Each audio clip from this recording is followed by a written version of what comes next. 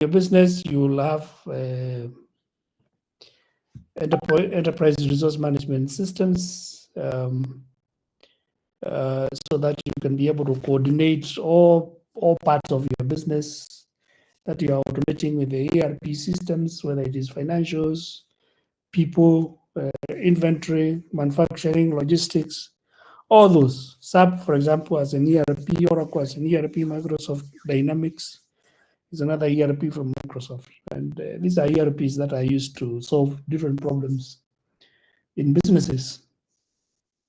And therefore, this ERP will cut across. If you are in different countries, it's one ERP that runs across the various countries. You don't start creating an ERP for Kenya, an ERP for Uganda, an ERP for India. It's one ERP that runs across. If you need data in different places, it can create instances of data in all those places. That is one ERP that is integrated across the total region where you operate.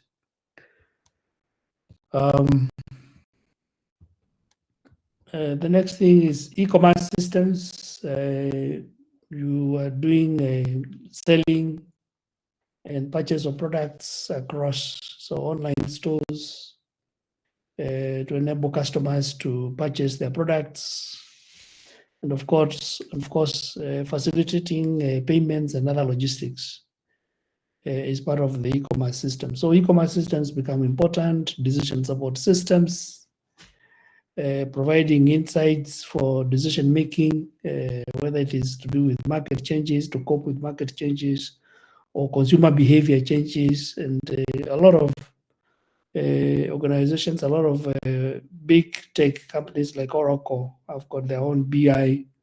Microsoft has got Power BI and so on and so forth. Of course, BI systems in general, which will tend to monitor key performance indicators, track sales performance in different regions, analyze customer behavior, identify market opportunities, and so on and so forth. And others, you have mentioned others. There's some people disturbing me with knocking the door when it's all late. Others, we have talked about it. The next thing that we want to talk about is do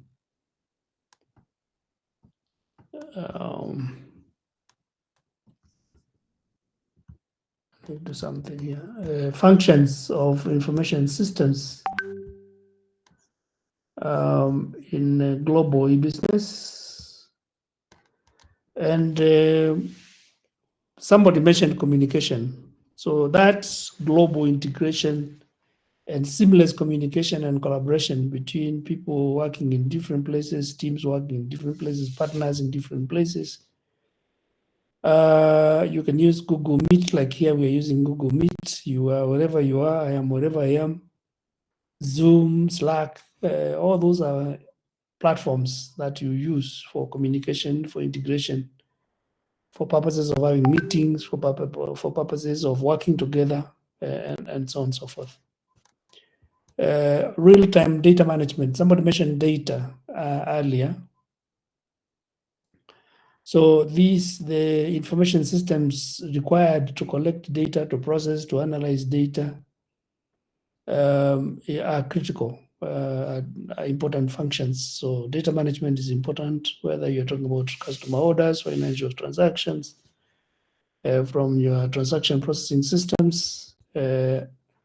You will be dealing with different currencies in different countries, different languages in different countries. So systems that support multi-currency and multi-language are important. And therefore, those kind of systems would be, or carrying out this kind of function of supporting multi-currency and multi-language is a critical aspect of information systems in global e-business. Other aspects is automation. Obviously, automating key business processes, either using your ERP or whatever it is part of the function of information systems in e-business. Security of data and privacy of data. So issues of encryption, making sure that your data is secure as it is transmitted across different jurisdictions, data privacy protocols, compliance with those, like, for example, GDPR, our local Data Protection Act and regulations, and other global regulations like financial regulations. The financial sector is very highly regulated by central banks all over the place and by other global regulations that cut across. So that security and privacy of data is a function of information systems. Scalability and flexibility, for example, using cloud-based information systems. A lot of people are migrating the information systems into the cloud to offer that flexibility, to expand your operations, to reduce your operations, and adjust it according to need. And therefore manage your infrastructure investments accordingly. So scalability and flexibility is also something that is desirable from information systems. And cloud-based information systems tend to help us to do this. And you can imagine any others, any others that one can think of in terms of functions that information systems could do in global e-business. Some had been mentioned before. Any other?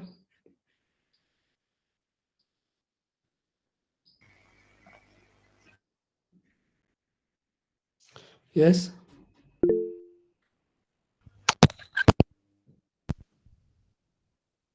Please proceed.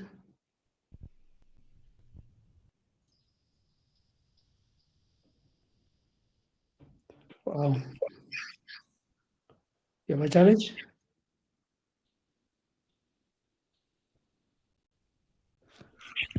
Let me see who is supposed to be speaking. Who is speaking?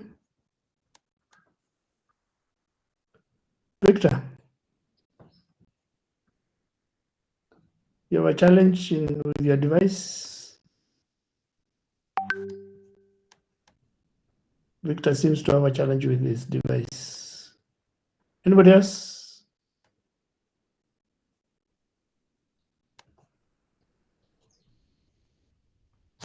On functions that could be carried out by information systems in global business.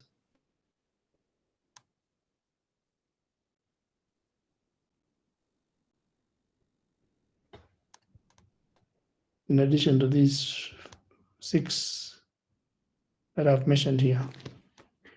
Okay, if there are no others, yes.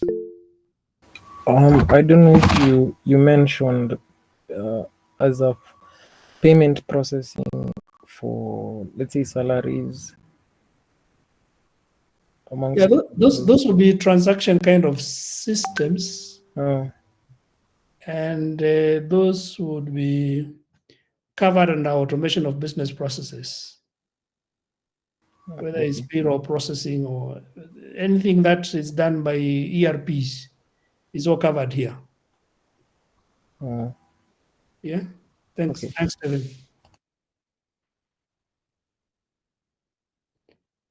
Anything else? We are looking at it at a very high level. Yes, Edwin. Edwin, please proceed.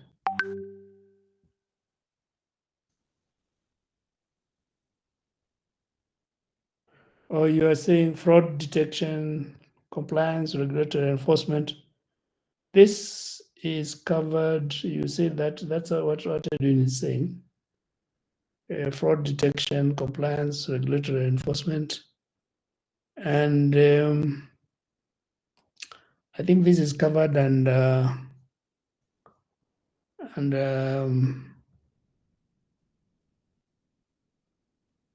we didn't mention it. We had mentioned it under the roles. Where did we mention it?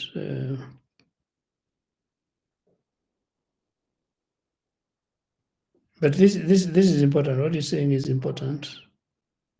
Isn't this covered here under data security and privacy?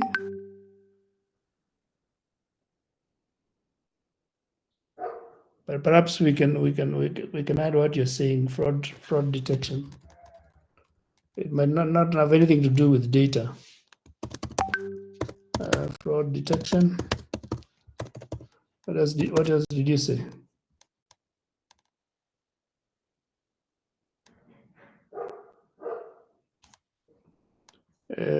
Compliance and regulatory enforcement.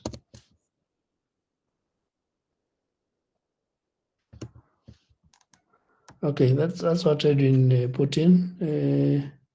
I saw a comment by somebody else.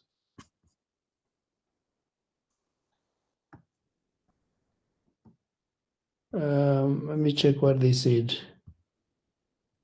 Victor says, I was saying data analytics where systems will study the behavior of customers and products.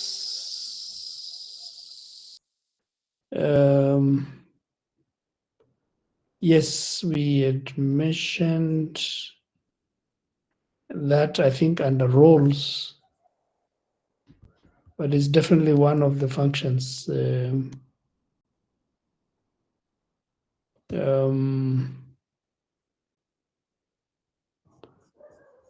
Yeah, it is different from data management. So we can add data analytics. Data analytics, which we had covered under roles of information systems. So there's a bit of overlap between the two. Anybody else?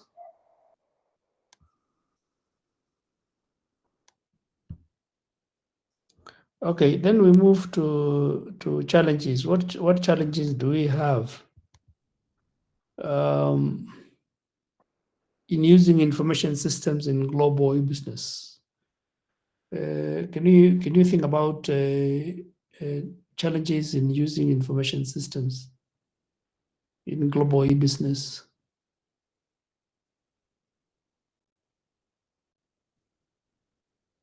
What are key challenges?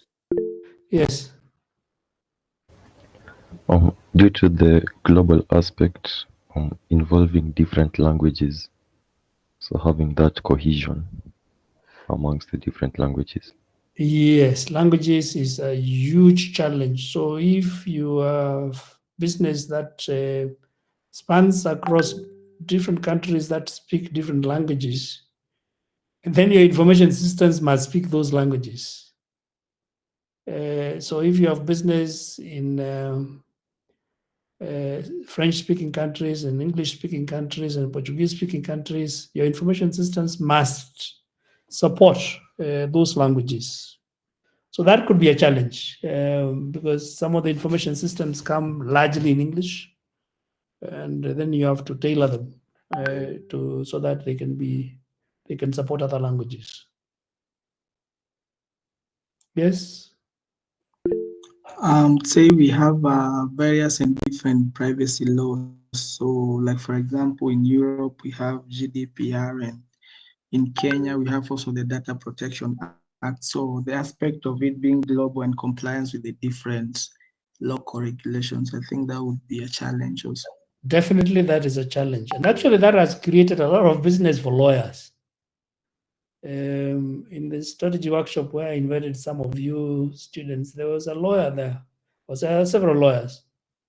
And one of them is basically doing this. It's basically looking at compliance to the Kenyan, actually looking after several countries in the region, looking at compliance with the different data protection acts in the various countries. And when those acts and regulations are very different, then you create a huge problem for cross-border transactions and trade. And therefore, it is always nice within the region, either as the AU or East African Union, to make sure that there is harmonization between the various laws, the various regulations, so that you make life easier for anybody who is doing global businesses, anybody who is doing trade across the region.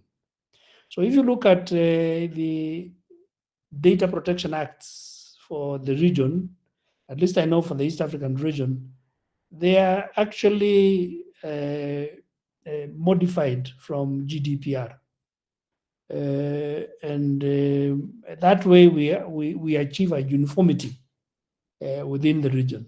And then it becomes easier then for people doing business across the region to issues on compliance to those regulations become easier. So definitely that compliance becomes a challenge if the laws are different, the regulations are different. Any other challenge? Yeah. Yes.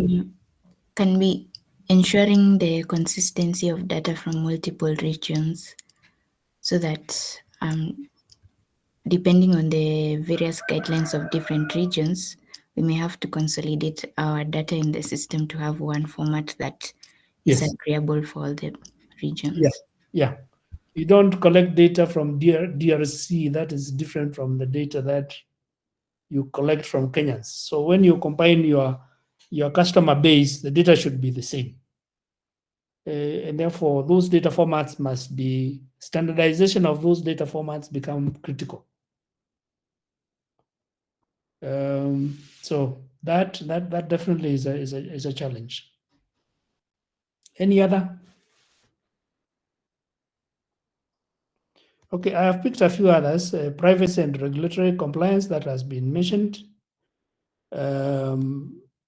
Integration of information systems.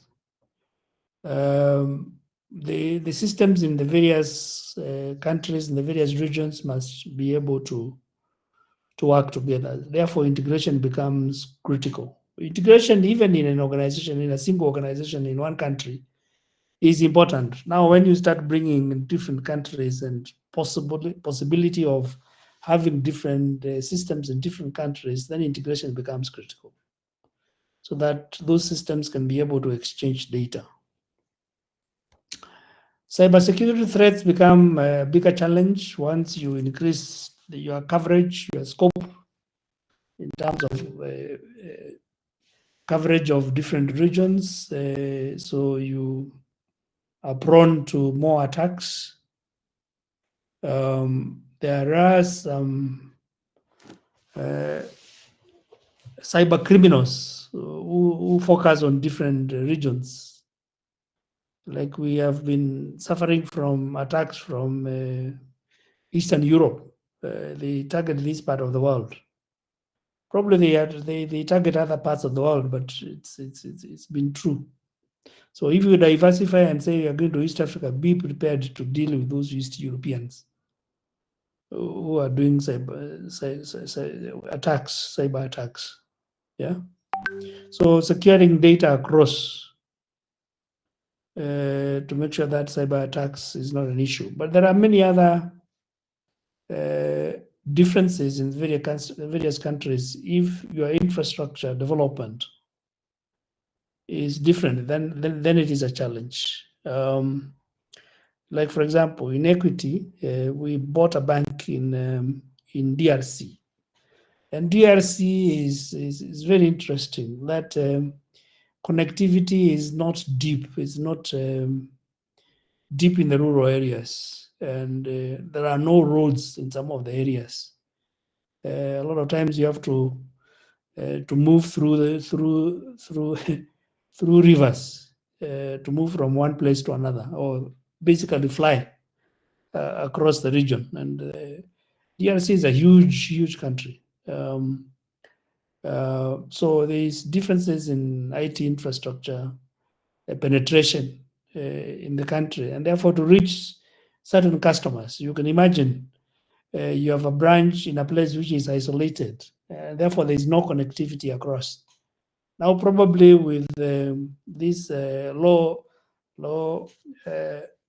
orbit satellite, Leo from this guy, what's the name of this?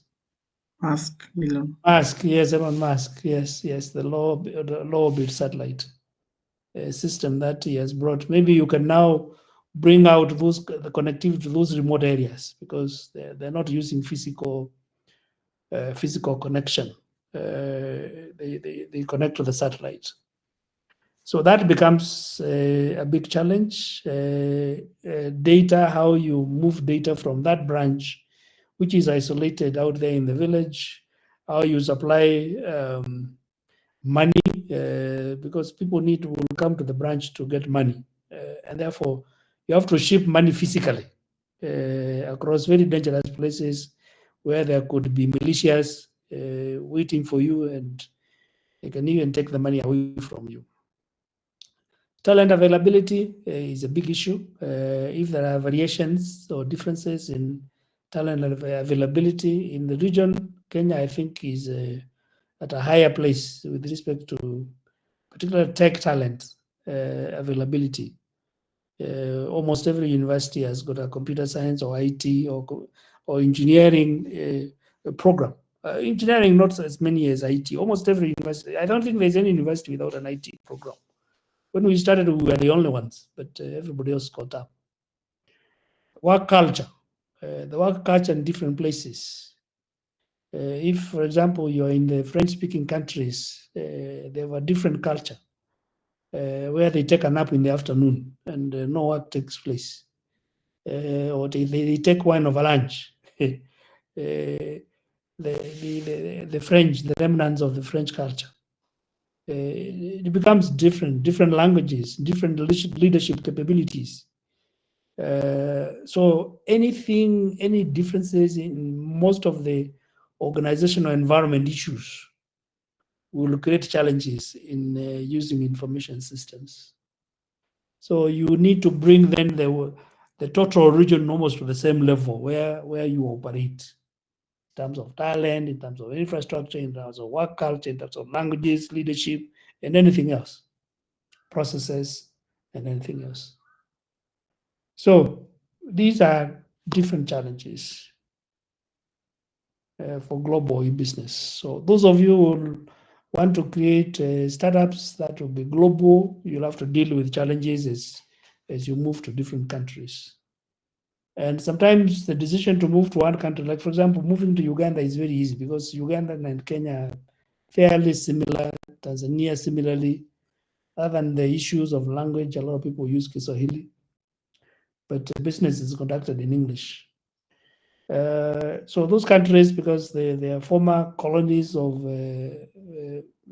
Britain, things are easy. So a lot of countries, businesses starting in Kenya will go to Uganda first, Rwanda, Tanzania, before thinking about moving further south. Zambia is very similar, Malawi, and so on and so forth. Once you start thinking about West Africa, now you have to think about very serious differences in talent, worker culture, languages, and all kinds of things, infrastructure. I remember doing a strategy for a fintech startup many years back, a young man I had mentored. And probably you know him. He had provided a solution to Nairobi City County to collect revenue. But he was kicked out by the politics. When one governor left, the other governor said, no, we want our own system. They procured their own system. And the young man was kicked out, but he had already spread into Uganda, I think in Zambia and several other countries. But once you start moving to Central Africa, South Africa is not too different. Central Africa and West Africa, North Africa, completely different. I mean, if you are going to Morocco or some of those countries, Tunisia, they're completely different. So you find a completely different work environment, languages, and so on and so forth. Now they start speaking Arabic. So you then start having those language challenges for your systems. Any comment. This is where we end discussion about global e-business. We understand what it is. We know the roles, functions, challenges of information systems in global business. Any comments? I wanted to ask, as a challenge, since we mentioned scalability and flexibility is one of the functions, would the challenge be availability, ensuring that the system is up round the clock if you're spanning multiple regions? Yes, I think that is system availability could be considered to be a challenge. Yes, I would accept that system availability Okay. across the areas you are operating in. Yeah. And remember, there are time zones, different time zones in the various countries. So system is available all the time. Anything else?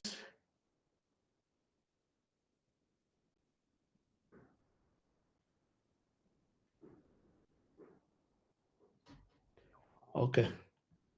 Can we then move to some few presentations before our time together here is over? We had several students who had assignments in assignment 1 and assignment 2.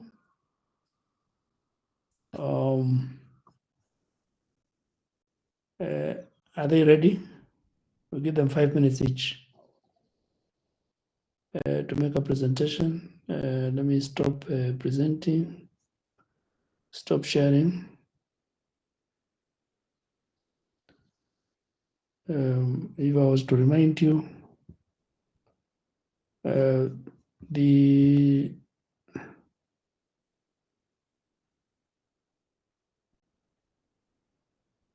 assignment 1 looked like this. And these are the students: Steven, Muithia, Fred, Karen, Felin, Kalunda, Wisdom, and so on and so forth. Are they here? Yes. Yeah. Yes. Can you present in 5 minutes? Who wants to go first? Oh, Steven can go. You can just go first. Okay, whoever wants to go first, let them go first. I'll go second. Okay, 10 second. First is who? I can go first. Okay, Jerry. Whoever has got that phone, please mute. Is it Edith? Oh, it is me. Okay. Okay, let me share my It was screen. me, it wasn't you guys. Sorry about that. Jerry, proceed. Okay.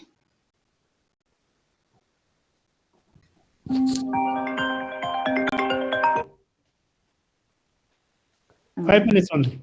Okay. I'll keep it brief. Jerry Ngugi. Yeah. So I hope you can see my screen. Mhm. My presentation will be on AI, artificial intelligence, as an emerging technology. So the first thing is an overview of AI. Don't spend too much time here. Move very quickly. Yeah. So it's the automation of implementing of autonomous thinking in machines. So you have the history and the Turing tests, and we'll move on to the positive impacts.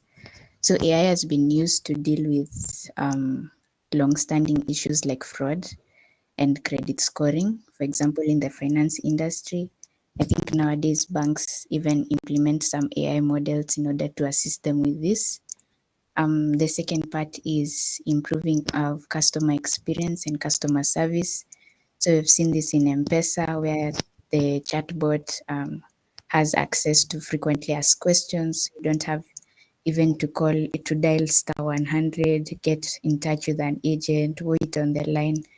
and so forth. Another one is improving of safety.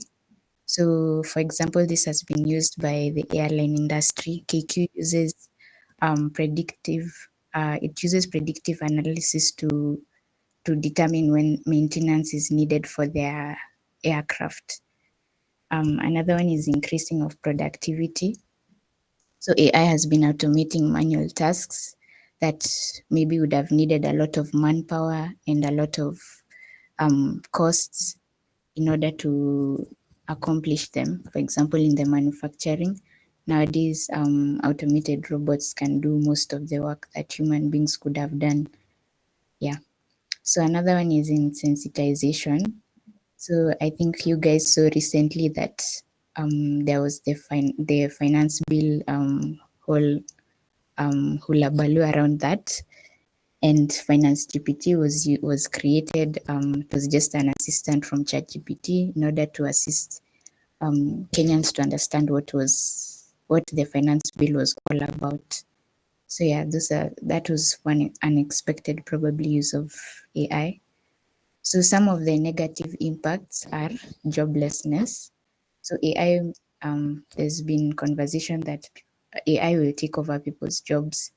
So yes, maybe if the task is mundane, then definitely AI will take over the job. So for example, simple accounting tasks, sometimes you can just ask AI to do the balancing and it can do it for you. So another one is stifling creativity. Sometimes AI has even been used to generate music. And since it's been trained on creative works of other musicians, there have been issues of the AI has created a song, but it sounds like some other musician's music style. So yeah. Another one is data privacy. So here, there's been speculation that AI is being used to surveil people, or if you enter your queries or your data in ChatGPT, all of that is being recorded and being used to build a profile of you. So those are some of the concerns around AI, and we don't know whether it's true or false. Yeah. So another one is AI has been used on the political scene.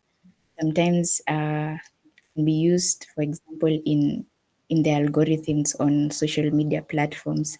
So it can be used to advance a certain agenda, for example, maybe promoting propaganda, or that sort of thing. And then most of the models used to train AI contain some bias. So this can be racial, ethnic, or religious. So, for example, if the one who is looking for information from AI is from the biased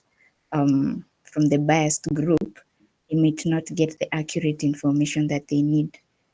So, lastly, AI is not always perfect. Some of the information generated may just be false or has hallucinations, as sometimes is referred to in ChatGPT, the most common model that people know.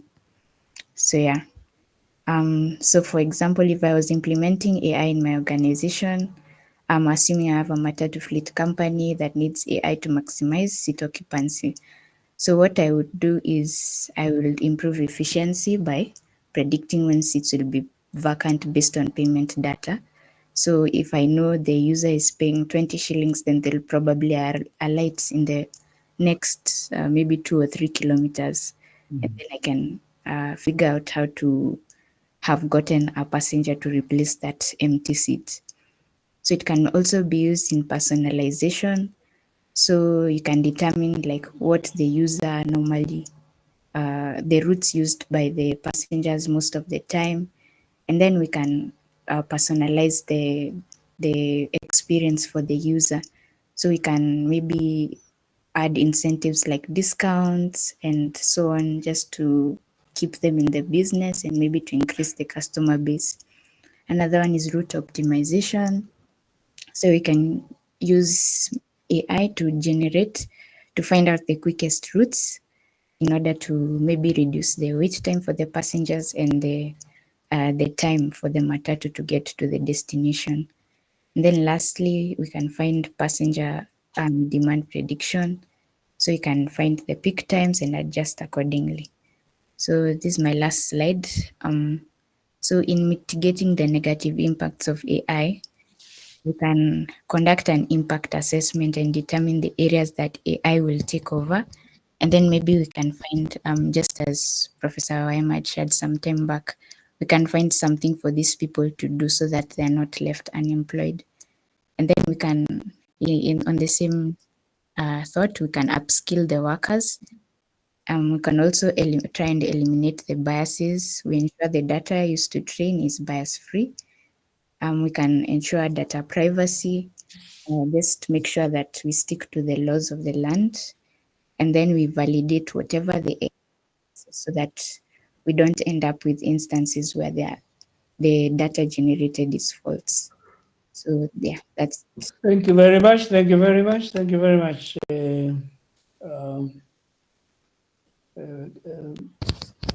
Jerry, Thanks. is this something you would want to do? This Marero business? Yeah, it was an idea Project. for their project, but I'm not going to.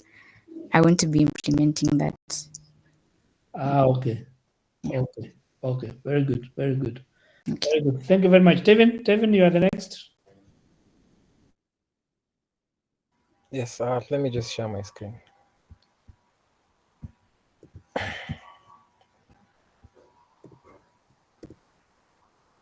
So I hope you can see my screen at the moment. Yes. So my focus is on IoT, but with a keener look on surveillance usage in IoT. So just a little quote here that all developers make impactful innovations that will benefit humankind. So what are the Internet of Things? These are just all the small appliances we use at home, the ones we use at work, cameras, robots, autonomous vehicles, mostly sensor actuator technology. My focus on surveillance is more on the usage of drones, the usage of cameras, even phones as well can be used as surveillance devices. So this is just an analysis of the enterprise IoT market, where it is and where it's being predicted, the projections for the valuations.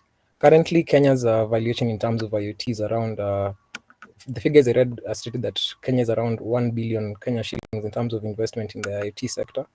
But at a global scale, spending and revenue is estimated to break even at around 15 trillion US dollars based on these projections. So that just says that there's a lot of leeway and there's a lot of value addition that needs to be used for IoT to be able to extract the full potential that it can help humankind in. So some of the positive impacts of IoT in the Kenyan industries, I did some local scraping of information from the internet, and I was able to look at some companies that have implemented IoT as a whole. So the first one here, the geothermal plant in Olkaria. Some Japanese company along with Kengen have been working to integrate the automation process within the geothermal farm, and that's one implementation factor. Another one is Cinefa. Cinefa is an IoT agricultural-based farm. All they do is provide farmers with means to automate and mechanize their farming inputs and outputs. And you'll find that if you want to implement, say for a quarter acre piece of land, the IoT solutions which are variegated, they charge from as little as 50,000. So in a way, that's affordable for a small scale to a large scale farmer, depending on your needs. There's also Numerical IoT, who have also a plethora of IoT implementations. So we have the speed governor, which we definitely know in Kenya, accidents have been, and reckless driving have really impeded and affected so many lives. So that's one implementation in terms of surveillance and safety. There's also tracking and security features, which we are very quite common with. Safaricom also has an IoT branch, which deals with fleet telematics and smart water billing. They also are in partnership with East Africa Breweries Limited, so that they are able to manage their inventory quite better.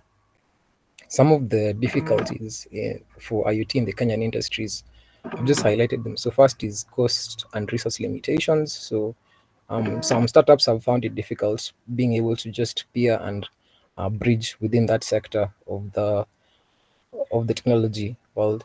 Interoperability, we noticed that so many different firms run different systems, so integrating them has also been quite a challenge. And you'll find that some industries are still using the legacy IT systems, even though their support is being rolled back for such systems. There's also a workforce skills gap, but with the recent changes, with the advent of the 2010s onward, we've seen a lot of interest in the IoT sector, though it's not enough to bridge the gap that we need. This is a change management in terms of, as I was speaking, even there are certain cases where farmers really find it difficult to integrate the IoT devices within their farms. And then data privacy is always going to be a challenge for many industries, and it's no different with IoT, because we don't know which data we are collecting and which is what's being sent to the cloud and who is actually controlling this data. So for my implementation strategy, I decided to to use Porter's generic competitive strategies, and with a keen focus on cost leadership and differentiation strategy. So for me, the idea for me was, let's use IoT in a way that we're able to surveil the areas in Kenya where there isn't enough regulation, there isn't enough scrutiny. I'll just take us back to the June 25th riots. There was so much misinformation, there's so many stories being spread around. And for example, take in case Rex's story, Rex Masai, who was killed. There was little footage to be able to ascertain, was he on the wrong side of the law, or was he just killed unjustly? And we should actually have enough cameras, high quality cameras, built off of IoT devices to ensure that such cases are not, propaganda does not take over the narrative.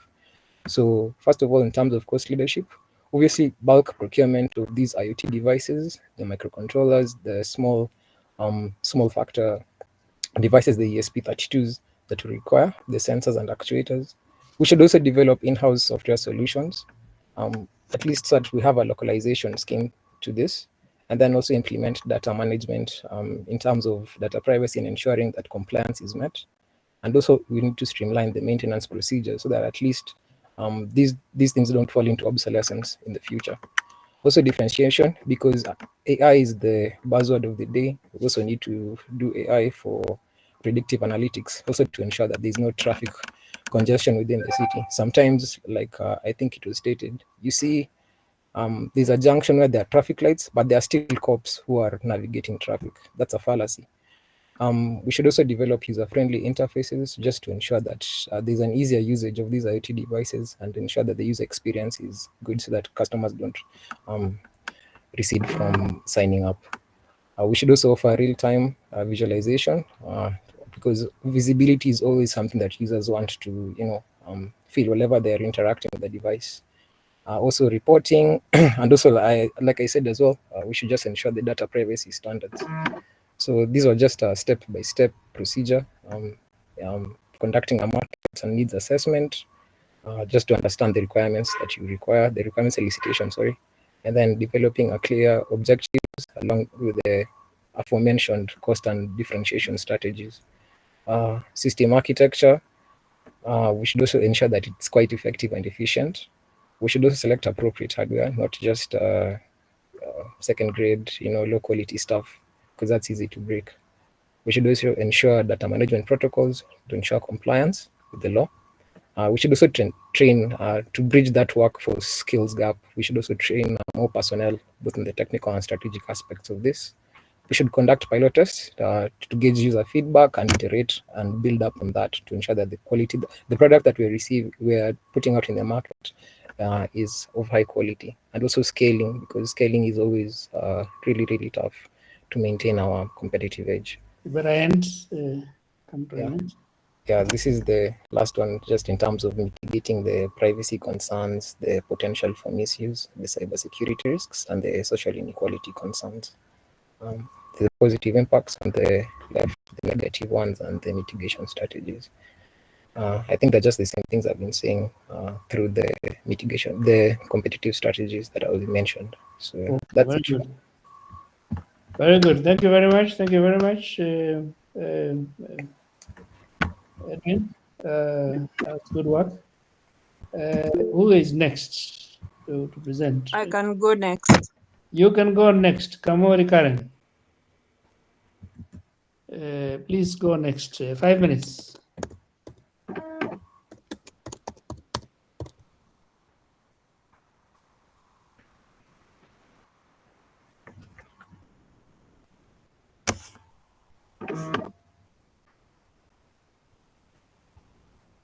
Another AI. Yes, I'm doing AI too. 5 minutes, Karen. Okay, so I have a description of what artificial intelligence is, which is giving Which everybody knows. So you go. Okay, so I do have the methods of AI, methods AI uses, data mining, machine learning, and the rest. I have applications in medicine, which is guided surgery. For the transportation, we have autonomous vehicles. So the positive impacts on Kenyan organizations and sectors we have in the healthcare, AI is used to improve disease detection, curb human misdiagnosis errors, and medical image analysis. An example is the Kimbimbi Level 5 Hospital in Kirinyaga, whereby they integrated AI into X-ray equipment to reduce healthcare professionals' burdens of detecting healthcare conditions. The technology aims to curb the high cases of TB in the area. In education, AI automates administrative tasks such as teaching and grading and offers personalized learning and makes learning more accessible. An example is the Learning Hub School located in Malindi, which uses Century Tech technology, which has AI features, and it is used by teachers to gauge individuals and how they perform and to try and improve their performance. In finance, AI is used for fraud detection. An example is Safaricom. It identifies fraud before it occurs, and things like identity theft. Also, we have Zuri Virtual Assistant by Safaricom, which is an example of a chatbot which improves customer experience and efficiency in the finance sector, specifically for Safaricom. We have M-Kopa, which uses Azure AI to detect patterns and predict their customer repayment behavior. In the agriculture sector, AI is used for precision farming. An example is an AI company named Lima Labs, which provides machine vision systems using drones. And then the same company uses AI algorithms embedded in sensors that detect humidity, temperature in the air. That's enough for examples. Okay. So for the negative impacts on the Kenyan organizations and sectors, we have job displacement, privacy concerns, inequality, and ethical concerns. I have a few examples there. Yeah, that's okay. That's okay. Okay, so how I will go about implementing AI, I'm assuming I'm an AI machine learning and AI engineer at an e-commerce company. I would use sentimental analysis, whereby I would mine for information from vast and structured data. And then the sentiment analysis will help the company improve their products and services. So I have improved service delivery as an IS objective. The competitive strategy is differentiation. Positive impact is improved customer services, and how I would mitigate the negatives is complying with the different data policies and customer data usage transparency. I will also implement a decision support system, specifically a recommender system. The IS objective there will be improved service delivery, competitive strategy differentiation, positive impact, better customer experience, and then mitigating negatives is system supervision and customer data usage transparency. I would also implement a customer relationship management information using an NLP model like ChatGPT as a chatbot. I have the objectives, competitive strategy, positive impacts, and mitigating the negatives. I would also implement a powerful search engines using NLP. This would improve the search functionality I think that implemented. I think that is enough for the examples. You have several. Yeah. I think, and you've given references there. Thank you very much. Thank you very much, Karen. I see hands. Are those people who want to present? Yes. Yes. Okay. I go with the top one, Edith.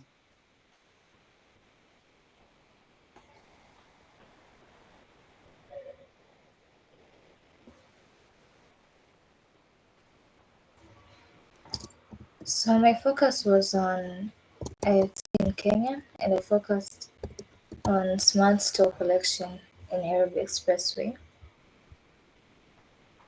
And smart store collection is a form of IoT that collects electronic payments by tracking and monitoring vehicles at toll booths. And it works using RFID technology, although there's many other technologies that can be used, but in Kenya they use RFID technology. And it works using a OBU device, which is used to charge after it passes through a toll. It's used to charge payment to the driver. And it works by exchanging signals with antennas placed in the toll booth, and the toll value is automatically billed to the vehicle driver. And the positive impacts of the smart toll collection is its efficiency, and it uses data as an asset, which is it's very profitable because it can be used in multiple different sectors. And even if the government wanted to use that data to assess different problems within transport, it can be used in those areas. And then revenue can be earned and used to fund other projects. And then data collected can be used to solve other complementary problems. Also, it mitigates fraud and is useful for fraud detection. The negative impacts, or at least We don't have to go through all of them. Just pick a Yes, few and talk okay. about them. Yes, so there's increased operational cost, inefficient payment methods, requires strong enforcement. Some people don't always comply, and then costly to implement / install. And then there's data privacy and security concerns. And the way I'd be able to mitigate would to increase awareness of the system, as well as collaborate with key payment service providers, because there's been issues with slow payment times, and then it creates like some sort of traffic when you are there at the toll booth. And then conduct training sessions and campaigns for residents in Nairobi, and also to leverage data analytics to track usage patterns, payment trends, and system troubles.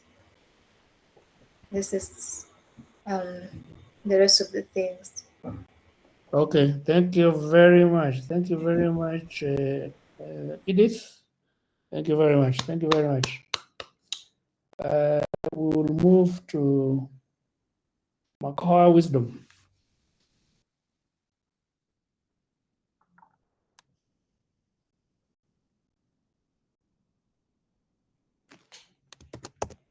Come on, Makoha. Let me start presenting. Give me a minute.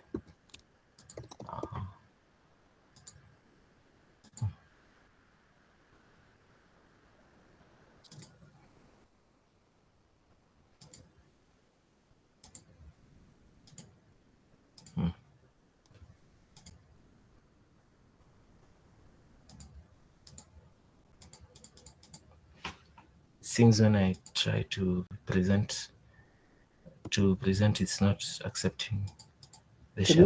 Can we move to somebody else? Okay.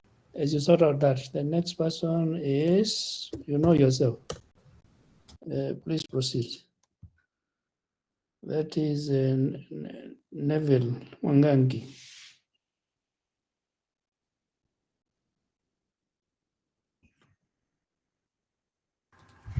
Am I audible? Yes, very audible. So I am Wangangi Neville Kalunda. I was focusing on blockchain, specifically a blockchain-based voting system in Kenya. So a blockchain is a ledger of distributed data that is securely shared. The data is broken up into shared blocks that are chained together with unique identifiers in the form of cryptographic hashes. The identifiers can be like wallet IDs, the gas of the transaction, and others. So a blockchain can be a historic record of transactions. A transaction is where any action that writes information to the blockchain is recorded. So those transactions are chained together in a sequence and they're immutable, meaning that you cannot alter any information that has been made in a transaction. So once you have done the transaction, it remains immutable. So blockchain in Kenya, there have been some organization and movements that have incorporated blockchain in their activities. So like BitPesa, a digital payment solution that converts Bitcoin to Kenyan shillings, are actively in use. It has also been researched in the field of healthcare, being a decentralized peer-to-peer architecture, and it has emerged as a promising means to provide trusted, interoperable health systems. Effects of blockchain in Kenya. The positive effects is cost efficient. So they have some blockchain cryptocurrency platforms have lower costs compared to traditional financial systems. The transaction speeds are high as well. There is improved accessibility and increased use of digital currencies. However, the negative effects where cybersecurity risks are there. There's been some cases of wallet theft. Wallet is basically an account that you hold in the blockchain. So whenever one wants to connect to the chain, they have to obtain a wallet. Initially, the wallets have been easy to access. Let me say access, where someone may leave it open to the public, but now they are using some recovery forms like adding your email or your phone numbers to back up your wallet ID. The environment is also unregulated. For example, in Kenya, there is no body that constantly checks over the environment. So there can be issues where tax evasion happens, money laundering, and some terrorist activities may be financed from there as well. The chain is also a bit complex. So it needs proper training for anyone to use, and the government is a bit hesitant to implement blockchain activities in Kenya. So the case usage I was having is a blockchain-based electronic voting system, where the project aims to design and implement a blockchain-based voting system for IEBC to enhance the efficiency, security, and transparency of internal voting processes. So when using the decentralized nature of blockchain, you can allow a large number of people to secure their votes securely, also faster than the normal elections that we hold here in Kenya. So some key areas of concern in the implementation, you have to choose a proper blockchain. A blockchain like Ethereum, yes, can handle large masses of people, but consumes a big number of gas. Gas is now the transaction cost. So you can opt to use something like Hyperledger, which is cheaper, but may not be as scalable as Ethereum. So choosing a blockchain is very vital. An application that is hosted on a blockchain is called a smart contract. So when you're developing that smart contract, you have to ensure that the system includes the election rules, a list of voters or the wallet accounts, candidates, and a voting period. Voting starts at a certain period and ends at a certain period. Verification. So when someone maybe creates an account, they have to link their ID number or any government document to ensure that they are, one, human, and two, they are eligible to vote. So a third party or any verification hosted on the smart contract will be used to ensure that the necessary information is valid. Voter education. Since blockchain is a bit complex, you'd want to educate voters and also people in the country at large on how to use the system, the benefits as well of using this system when you testing. Conducting simulated elections will ensure the system runs. So you do some small scale tests before finally implementing it on a large scale, now involving many voters in the country. Audits and transparency. Election votes should be open to the public to see. The nature of blockchain allows the public to access tallies as the election is ongoing. Since it is immutable and data can be whitelisted for a certain set of accounts, like the administrators, the reps. Yeah. And then finally, you have continuous monitoring and assessment. You can improve the system as you wait for the 5-year period of elections. Thank you. Very good, very good. Mwangangi, would you want to implement this for your 4th-year project? Not 4th-year project, but it's something I might look at in the future, because blockchain is still evolving. I need to give it time. They sort out some few things, and then I can be comfortable to implement it. Very good. Thank you very much. Thank you very much. Ferlin Otieno.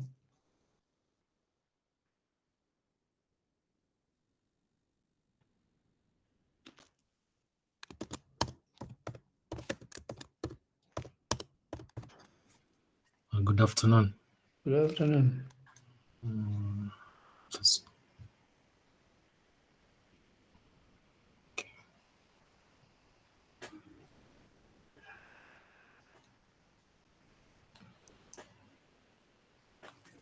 So I was tackling cloud computing. Yes, continue. And this page is the definition and some of the companies that are using cloud computing. You can forget about definition. Move to the more substantive.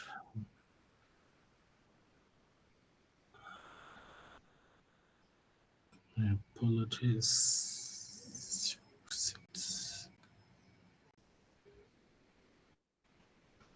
It's not going to the next slide.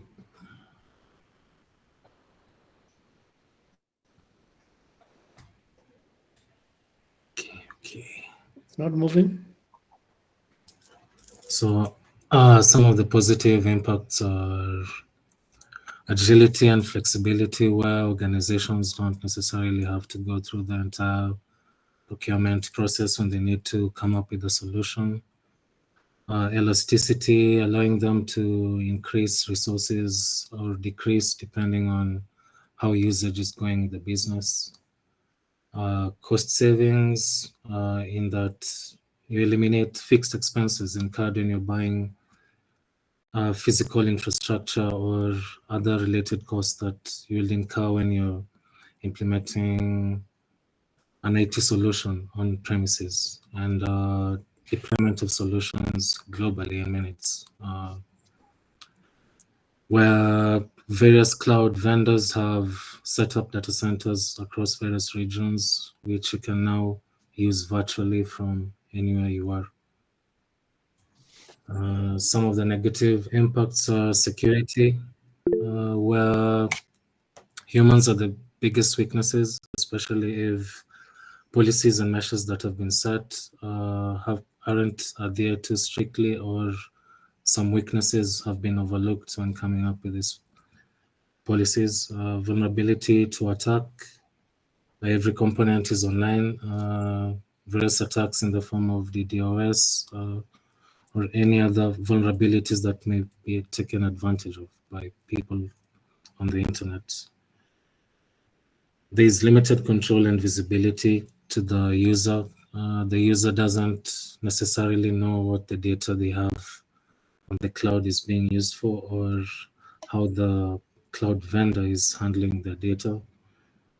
A customer or an organization might be locked in to the vendor whose cloud services they're using, such that if they want to move to another cloud platform, it might be hard to do that.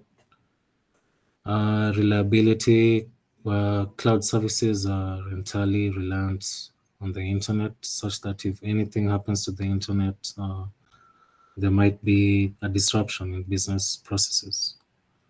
And cost concerns, where costs could run higher than expected if proper measures areas set to monitor and control expenditure.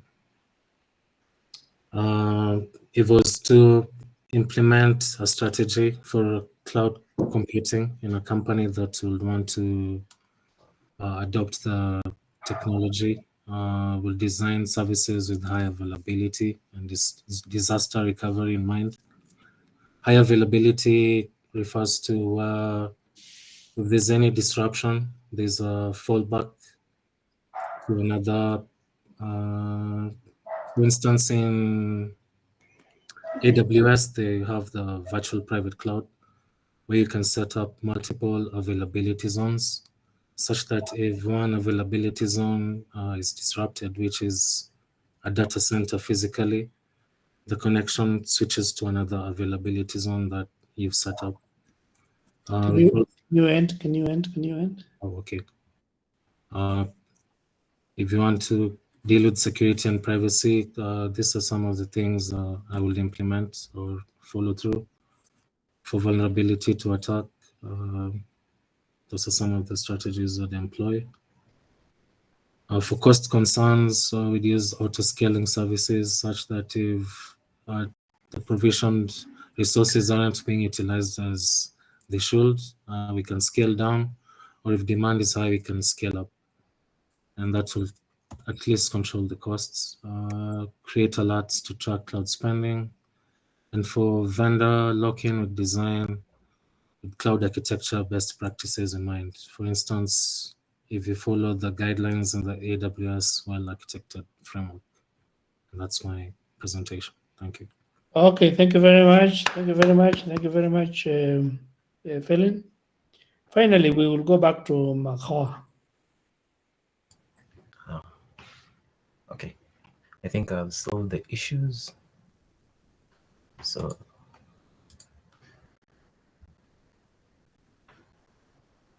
okay.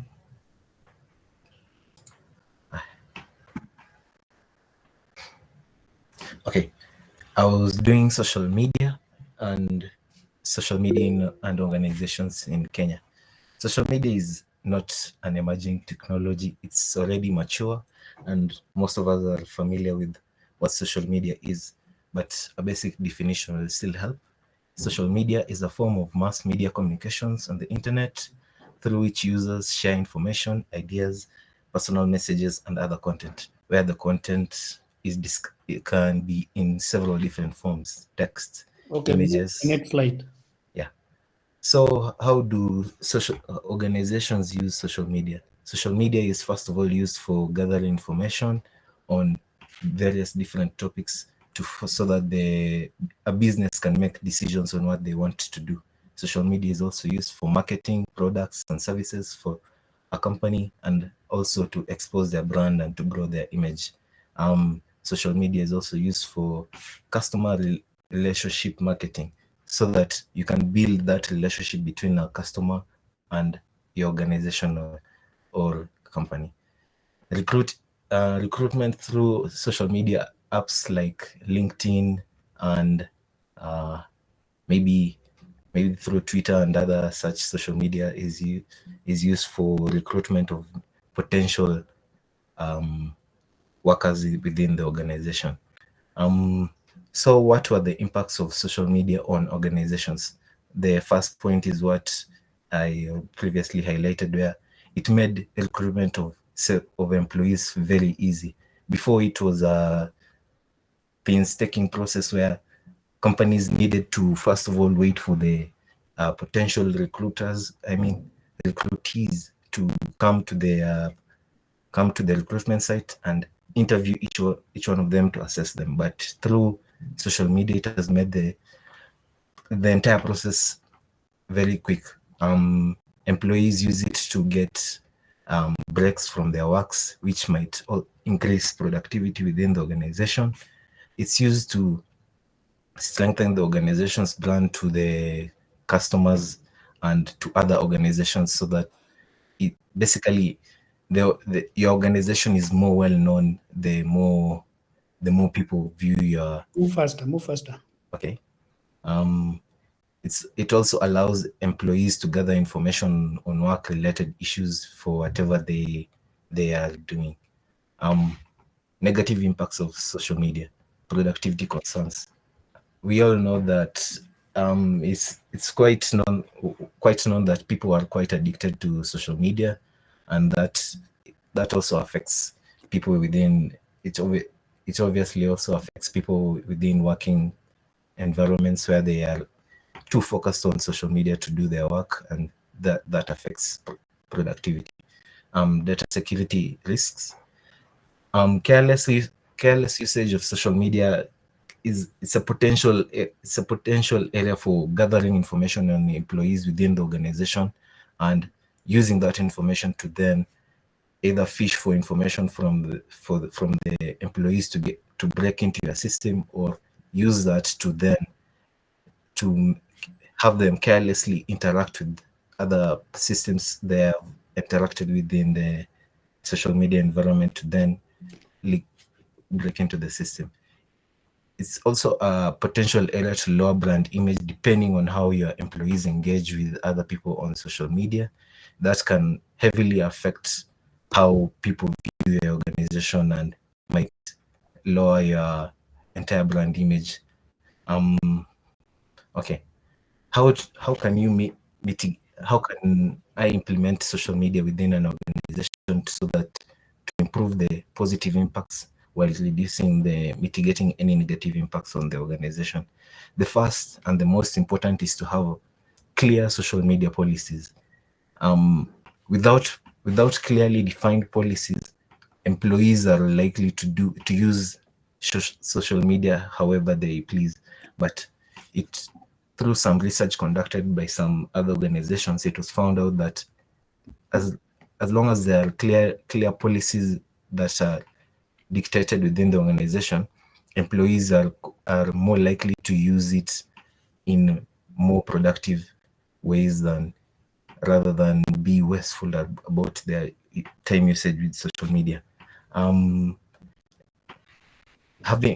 Having a social media strategy for an organization is also quite important, so that you can know how to engage with your customers, when to engage with them, and how to market or advertise yourself.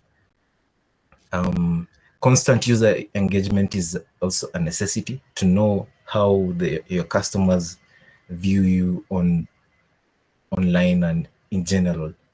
Social media is a great way for a company or organization to gauge how they are viewed in the public. Initially that was quite difficult, but through social media that is very easy. The next step for a company is to be professional. Although it's memes online and on social media are the way in which popularity spreads, and you become part of the current zeitgeist, let's say. So for a company though, this you should end. professional image. So yeah, use and finally have clearly defined roles on the team for who will be making social media engagement posts. Thank you. Thank you very much. Thank you very much. Thank you very much. Wisdom. Yes. And I encourage everybody, when you do assignment like this, show where you got your information from. Put references like one of the students did. It is very important that we put references on what we are presenting. Our time has come to an end. Muithia, you will present next time. We'll have an opportunity. Thank you very much for those who have presented. We will create opportunities like this for other people to present maybe a half of a session so that we can also hear what other people have done. Thank you very much. And we will see you next week. Okay, thank you.